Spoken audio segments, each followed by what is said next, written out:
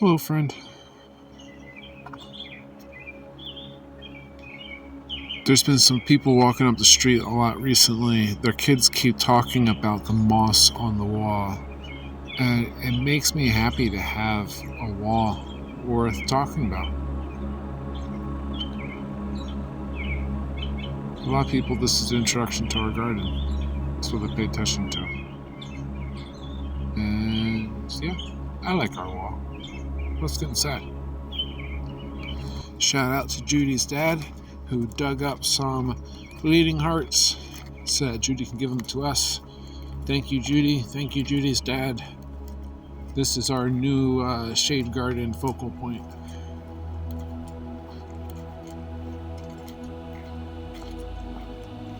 It's not the only thing in the shade garden, but it's the focal point. Still have a rock set back there so that we can put something to accent against it. But this is the shade garden. And you can see there's that Japanese painted fern and all this hosta. We need more Japanese painted fern there and less hosta there. That's the goal. Because this stuff's cool. We like it a lot. And if there's going to be anything in the undercarriage of all this, I want it to be this broadleaf planting. It's simple, it's useful, and it comes back.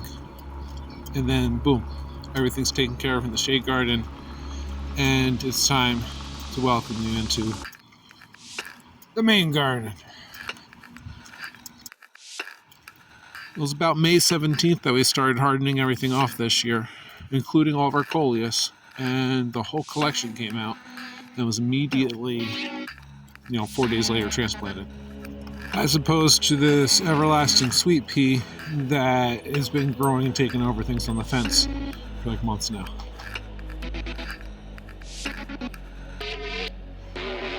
In front of the gnome there's some bee balm that's starting to take root with spiky leaves that I'm happy about. And all up in front of that, this whole area is lemon balm, which I'm hoping will push out, and I'm going to let it flower. And then the Swiss chard plant from last year that just, it's doing its thing. More coleus. And we start getting in the weeds here with some peppermint and some clover, and this here's sea kale, which it's a perennial, and I'm so excited that it actually came back. The sea kale is one of the first things we planted, and it keeps coming back. Same day this recording was taken, we planted this portulaca and fuchsia, and I need to mulch after I'm done recording. And here's our beginning of the fairy garden. And this is the big tall red kale. Look how tall that is. And it's stretching a little bit further and further as it makes seed. I'm hoping we can collect some good seed off this stuff. See what kind of kale we can grow. It's been good.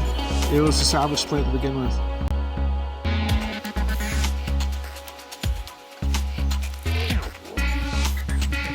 Over here we have some beautiful little volunteers and a small barrel of Jerusalem artichokes.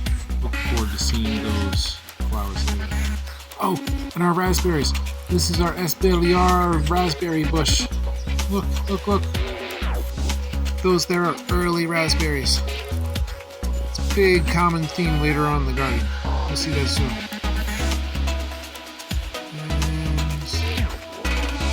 And a little garden from the nursery. Just planted that section. Some more pretty volunteers and some more Jerusalem artichokes.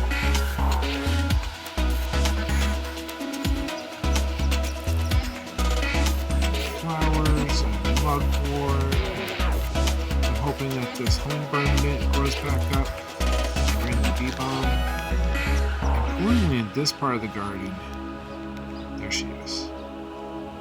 The rose bush.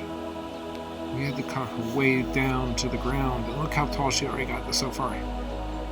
I am excited that the rose bush is actually alive. Hopefully we can keep her that way. And then, this is hyssop. It's what they call the true hyssop. It's finally well established here, with the tall bee balm in the back of the circle. Then from the bee balm, we have an aurora pepper we're planting for the middle of this year. A little spice medicine. Here's the rest of them. The container's probably not going to stay there though. You gotta fill in that corner. Roman chamomile is still there, not doing anything. And this is our dwarf evening primrose, which doesn't get tall but gets big, beautiful flowers. There's a tall grass on the other side of the fence that needs to clean up. And the tall oregano that keeps taking over. I probably should find out some more stuff to do with this besides just drying it. Oregano to red clover.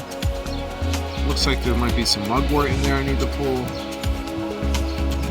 And this big, beautiful mullet. He's thirsty, but there's two of them there. These big, beautiful leaves. A lot of medicine in each individual big leaf. And behind them, there's a little blueberry bush, which I'm kind of sad about because it's getting shaded out. This here is some spotted bee balm, which took root last year. It wasn't a container before, but now it's here. And some strawberries that wandered down this way. Ooh, and this is a red Japanese mustard. My love is loving the red Japanese mustard.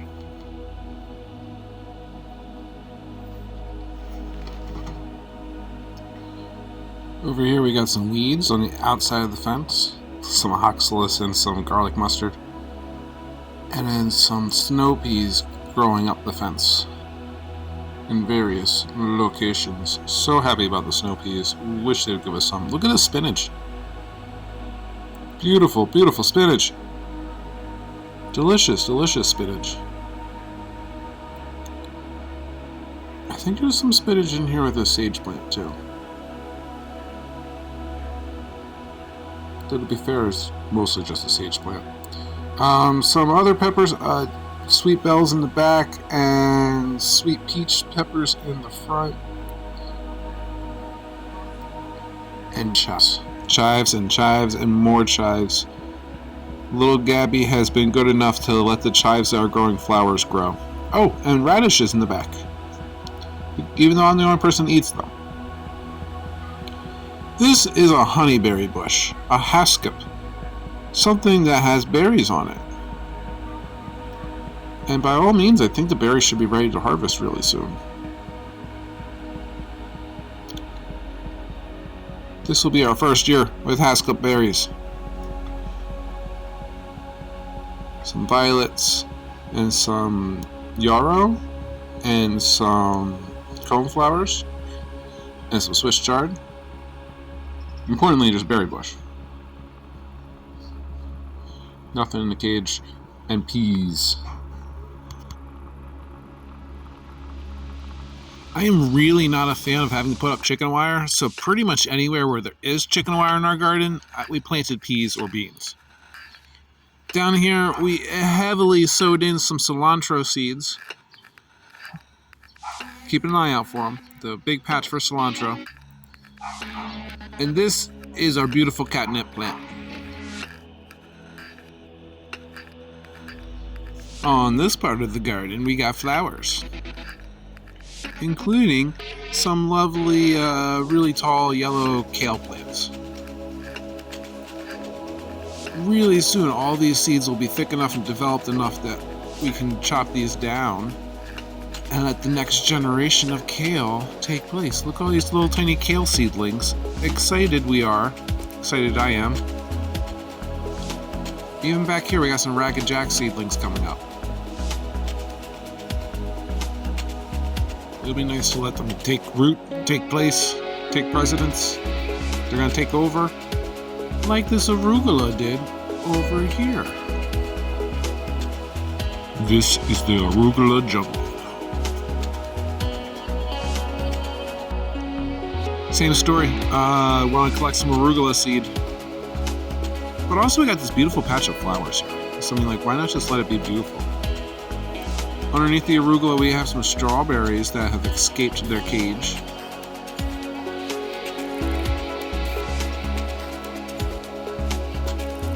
And up here we have the strawberry cage.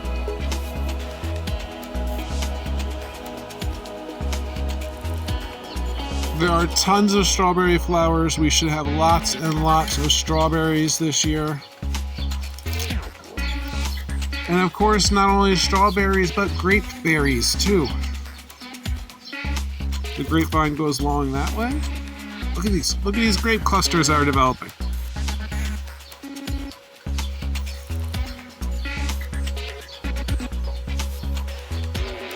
And alongside the grapes, more raspberries. This is very much so the raspberry corner of the garden. Because in front of the raspberries, we have more honeyberries, more haskell. Which once again, these berries should be ready really soon. This will be our first year with the honeyberries. And beneath the honeyberries, we have some curly leaf parsley, which isn't anything exciting.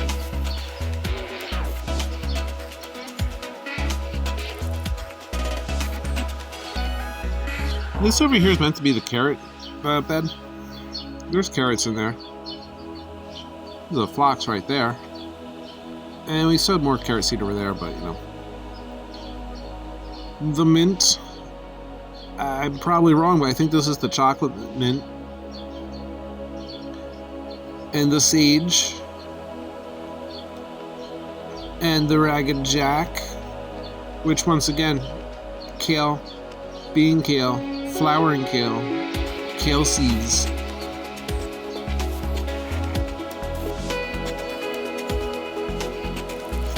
This section over here got sown hard with a wildflower mix last year, and some planters with flowers in them, and flowery flower. Isn't it pretty? Coming from the other angle, this is a 1,000-head kale, which somehow grew. It's like the roots and everything, the stalks come out from behind this bench, and they grow on either side. That's a fancy celery buttercup. It's wild. 1,000-head kale. Dead knot. And more 1,000-head kale. See, and then there's violets and this really beautiful cottage garden back here of ferns and Maximilian sunflowers. I hope that sunflowers look very pretty on our birch log setup thing. And this down here will be a showpiece in a month or two. This is the clary sage. Some buckets of potatoes as we pass by them again. Some mint. We have a couple of different mints. I'm not going to sit and gather on them right now. And our little violet garden. Nice little place to remember to be serene. And all that good stuff.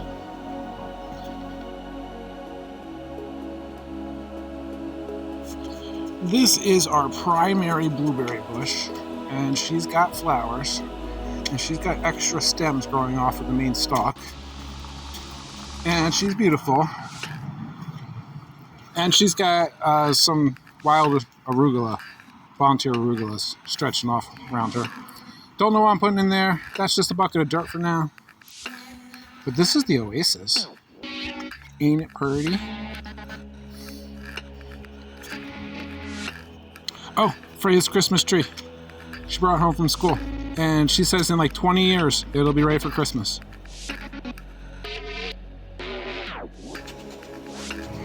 That's an nasturtium, and there's some violets and a whole row of Rose of Sharon that I'm letting those seedlings do their thing.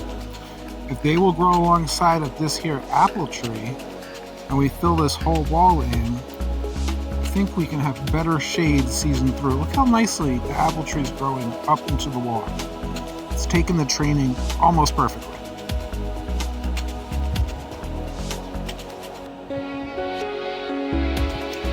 And on the back, our sample garden of coleus.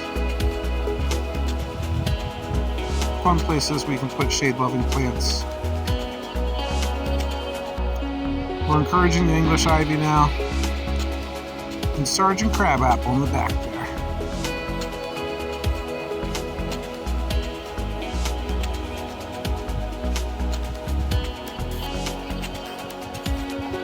We put a bunch of blue potatoes in here, and I think sometime early August we're supposed to have harvestable potatoes. bucket of mugwort, bucket of apple mint,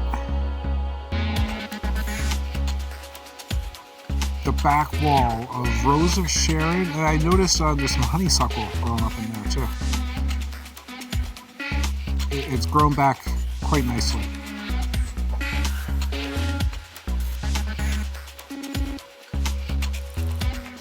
So I put this trellis netting in here. We're going to see what we can get to grow on it. Nailed it into place, so it's got some tension. It's a nylon netting, so it should hold. The Rose of Sharon stars that we put in here last year have taken root and are growing nicely, along with a couple other. We're trying to go where we can grow up on it. Cool thing, some of these trees came back to life. It was really fresh when I chopped them down and put them in here as post, and if they want to keep growing, that's cool too.